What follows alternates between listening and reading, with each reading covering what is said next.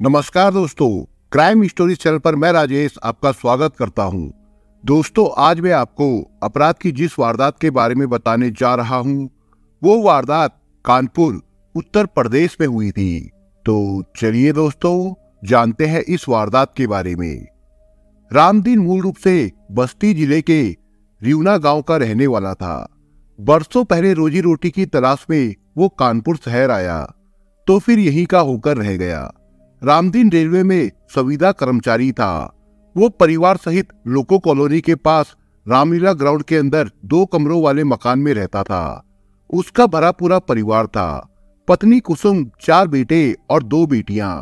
भारी भरकम परिवार के भरण पोषण की जिम्मेदारी रामदीन के ऊपर ही थी। रामदीन की संतानों में विष्णु सबसे बड़ा था। पहली संतान होने की वजह से उसे माँ बाप का अधिक लाड मिला था, जिससे वो बिगड़ता चला गया। पढ़ाई छोड़कर वो गली के आवारा लड़कों के साथ आवारागर्दी करने लगा। उनके साथ वो नशा और चोरी चकारी भी करता था। किशोरावस्था पार करके विष्णु युवा तो हो गया, पर उसने अपने दायित्वों को कभी नहीं समझा।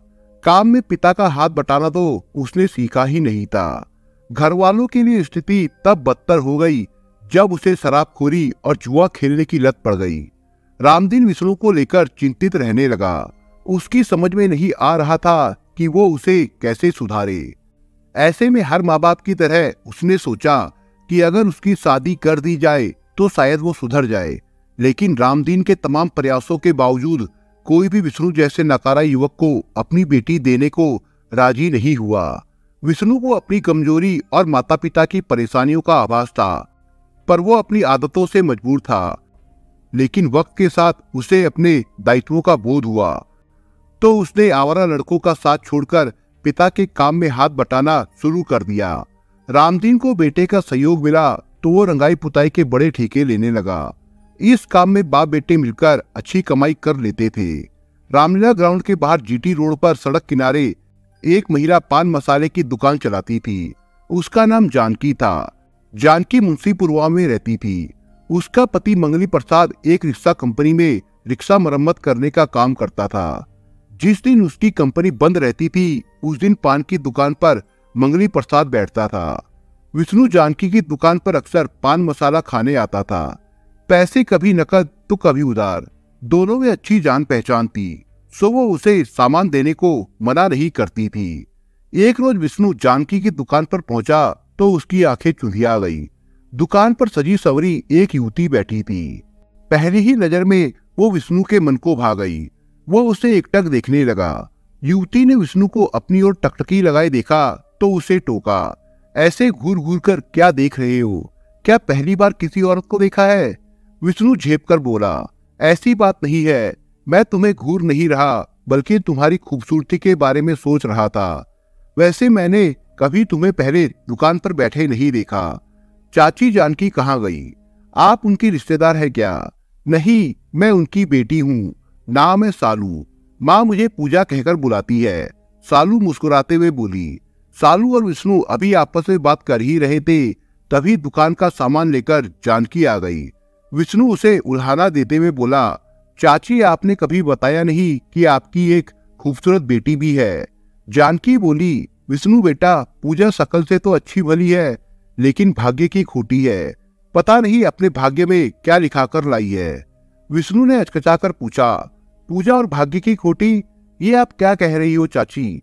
मैं सच कह रही हूँ। लगभग 2 साल पहले हमने पूजा की शादी हंसी खुशी से कन्नौज जिले के कस्बा गुरसहायगंज निवासी रामू के साथ की थी, लेकिन उसकी पति से नहीं बनी। ससुराल छोड़कर मायके में आकर रहने लगी। इसने पति से तलाक भी ले लिया है। समझ में नहीं आता जवान बेटी का बोझ कैसे उठाऊं। जानकी लंबी सांस लेते हुए बोली, चाची आप नाहक चिंता कर रही है।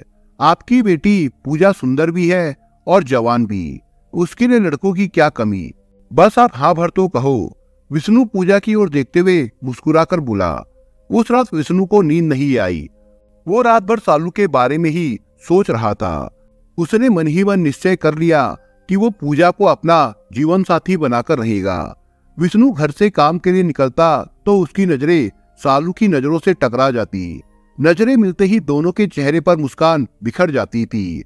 जल्द ही सालू ने उसके मन की बात भांप ली। सालू उर्फ पूजा विष्णु की बातचीत से प्रभावित थी। वो उसे अच्छा लगने लगा था, लेकिन वो अपने मन की बात उससे कह नहीं पा रही थी। दूसरी ओर विष्णु उसके आकर्षण में इस कदर डूब चुका था कि उसे सालू के बिना सब कुछ सूना सूना लगने लगा था। जब विष्णु से नहीं रहा गया तो एक दिन दोपहर में वो दुकान पर पहुंचा। पता चला सालू घर पर है। तब वो उसके घर पर पहुंच गया। उसने दरवाजा खटखटाया तो सालू ने ही खोला। उसे देखकर वो घबरा गई। उसने कहा, घर में कोई नहीं है। पता है, तभी तो आया हूँ, किसी और से नहीं बल्कि तुमसे बात करनी है। विष्णु ने कहा। कहो, क्या कहना है? सालू बोली। मैं तुमसे प्यार करता हूँ, बस यही कहने आया था। तुम मुझसे प्यार करते हो ये ठीक है, पर मैं एक तलाकशुदा महिला हूँ। क्या तुम्हें ये बात पता है? तुम्हारे घर वाले तलाकशुदा से शादी करने को राजी हो जाएंगे। तुम्हारी पिछली जिंदगी से मुझे कुछ लेना देना नहीं।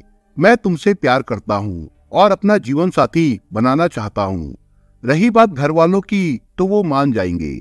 इस तरह अपनी बात कहकर विष्णु ने सालू के तनमन में खुशी भर दी। अब वो हर समय इसी सोच में डूबी रहने लगी कि विष्णु के प्यार को स्वीकारे या ठुकरा दे। काफी सोच विचार करने के बाद उसने विष्णु को जीवन साथी बनाने का निर्णय कर लिया। अपना निर्णय उसने अपने माता पिता को भी बता दिया। जानकी तो रात दिन बेटी के भविष्य को लेकर चिंतित रहती थी। उसने बेटी के निर्णय को मान लिया। उधर विष्णु ने जब अपने माता पिता को सालू के बारे में बताया और उससे शादी करने की बात कही तो वे राजी हो गए। कुसुम अपनी बेटी प्रीति व नंदिनी के साथ सालू से मिलने उसके घर गई और नेक देकर सालू को पसंद कर लिया। दोनों तरफ की रजामंदी के बाद विष्णु ने एडवोकेट ताराचंद के माध्यम से 6 जनवरी 2018 को कानपुर कोर्ट में सालू से कोर्ट मैरिज कर ली। शादी के बाद सालू पति विष्णु के साथ रामलीला ग्राउंड में बने मकान में रहने लगी। लगभग 1 साल तक दोनों हंसी खुशी से रहे। फिर परिवार में झगड़े झंझट शुरू हो गए। दरअसल सालू को संयुक्त परिवार में रहना अच्छा नहीं लगता था। उसे सास ससुर देवर व नंदे कांटे की तरह चुभती थी। भारी भरकम परिवार के लिए खाना बनाना भी उसे बोझ लगता था। कभी खाने को लेकर तो कभी साफ सफाई को लेकर, कभी सास कुसुम तो कभी ननद प्रीति व नंदिनी से सालू का झगड़ा होने लगा था। सालू ने पति को मुट्ठी में कर रखा था, सो वो उसे कुछ बोल नहीं पाता था। सालू अलग रहने की चेतावनी देने लगी थी। परिवार में झगड़े शुरू हुए तो बढ़ते ही चले गए। आखिर कलह से आजी जाकर रामदीन ने परिवार के लिए चकेरी क्षेत्र के श्यामनगर में किराए पर एक मकान ले लिया। इस मकान में रामदीन की पत्नी कुसुम, 3 बेटे व 2 बेटियां रहने लगी। रामदीन परिवार के साथ इसलिए नहीं गया क्योंकि उसके जाने से रामलीला ग्राउंड का सरकारी मकान उसे खाली करना पड़ता। अब रामलीला ग्राउंड वाले मकान में सालू, उसका पति विष्णु तथा ससुर रामदीन रह गए। बड़े वाले कमरे में सालू ने अपना सामान सजा लिया तथा छोटा कमरा ससुर को दे दिया। अब सालू बन संवर कर रहने लगी। उसने पति से लड़ झगड़ कर महंगा मोबाइल भी खरीदवा लिया। मोबाइल फोन को उसने चलाना भी सीख लिया। सालू सप्ताह में एक दिन पति के साथ घूमने जरूर जाती थी। उस दिन वो खाना नहीं बनाती थी। पति पत्नी स्वयं तो खा पी कर आते थे, लेकिन रामदीन को भूखे पेट सोना पड़ता था। रामलीला ग्राउंड काफी बड़ा था। चारों ओर बाउंड्री वॉल थी और अंदर आने जाने के 2 बड़े तथा 2 छोटे गेट थे। रामलीला मंचन के लिए अंदर काफी बड़ा मंच बना हुआ था। इस ग्राउंड पर शाम को नशेबाजों का जमावड़ा शुरू हो जाता था।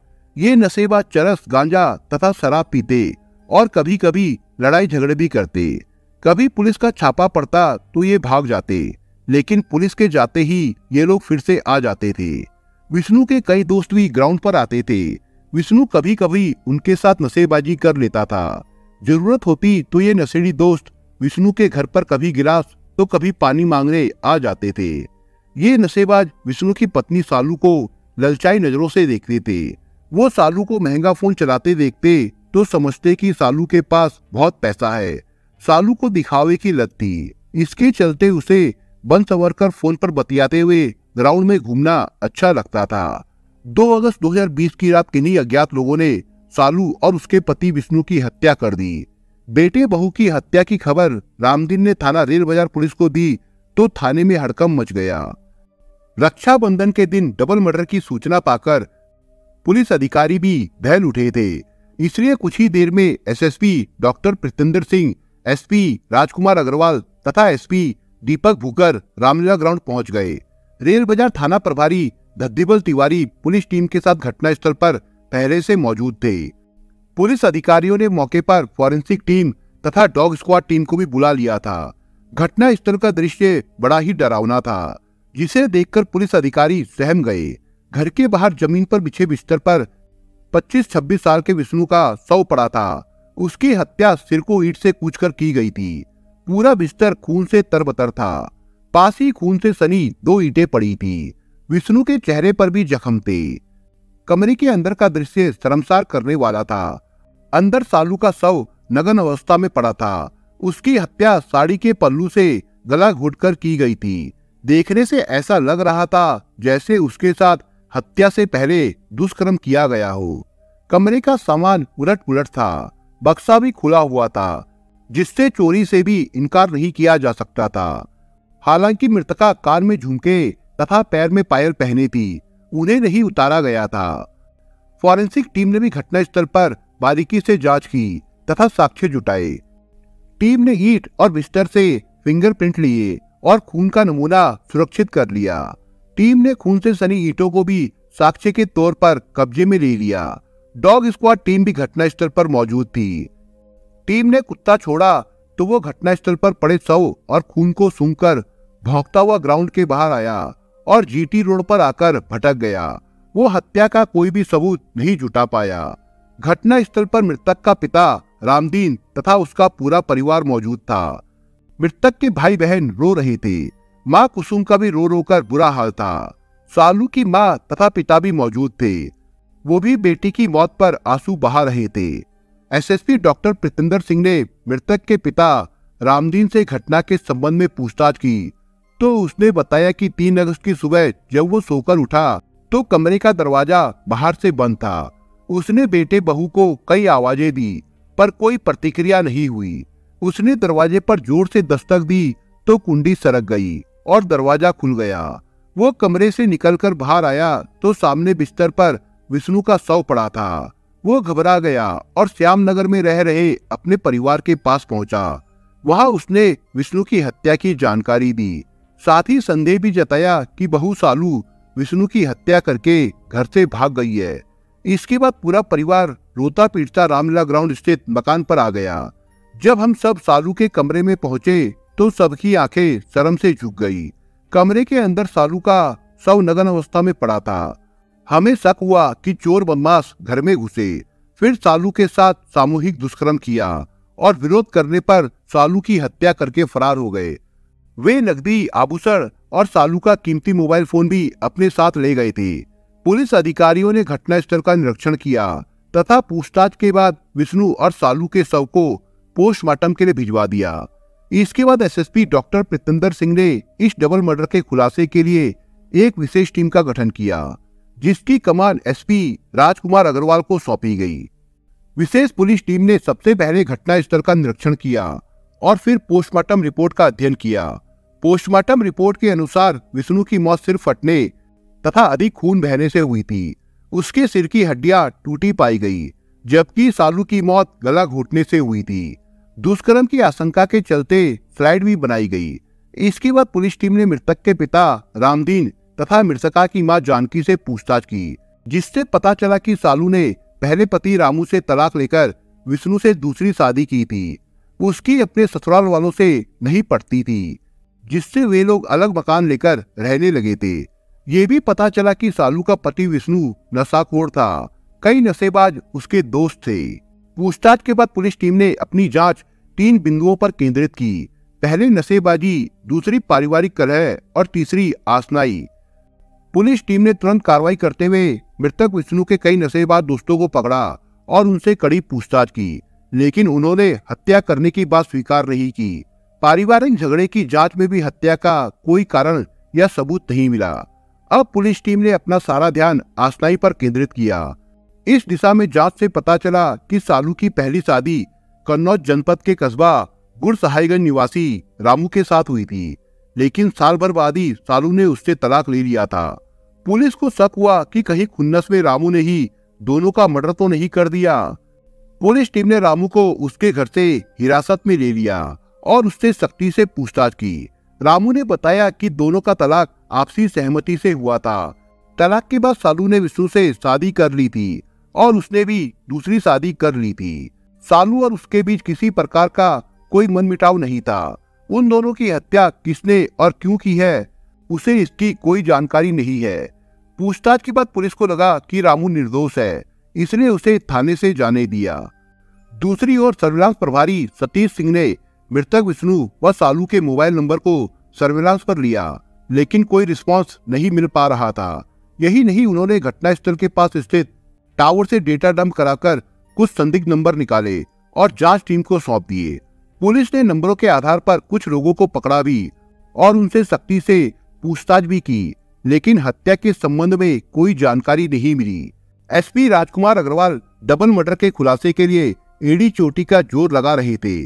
साथ ही वो पुलिस टीम को दिशा निर्देश भी दे रहे थे, पर सफलता नहीं मिल पा रही थी।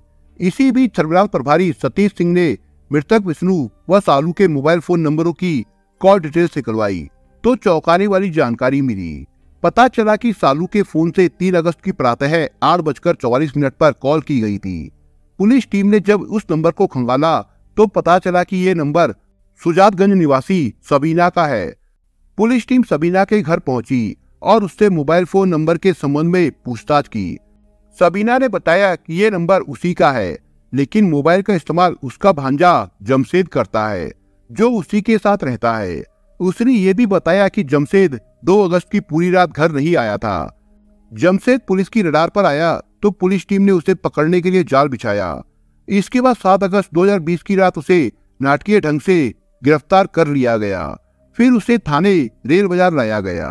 थाने पर जब उससे रामला ग्राउंड के अंदर हुए डबल मर्डर के संबंध में पूछा गया तो वो साफ मुकर गया, लेकिन जब सख्ती की गई तो वो टूट गया और डबल मर्डर का अपराध उसने कबूल कर लिया। उसने बताया कि हत्या में उसका मामा मोहम्मद दानिश तथा उसका साथी विकास गौतम भी शामिल थे।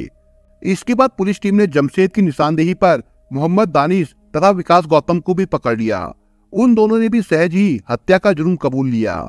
यही नहीं, उन तीनों ने पुलिस को सालू का मोबाइल फोन, 4,000 रुपए नकद, सोने की चेन तथा उसके पति विष्णु का मोबाइल फोन भी बरामद करा दिया।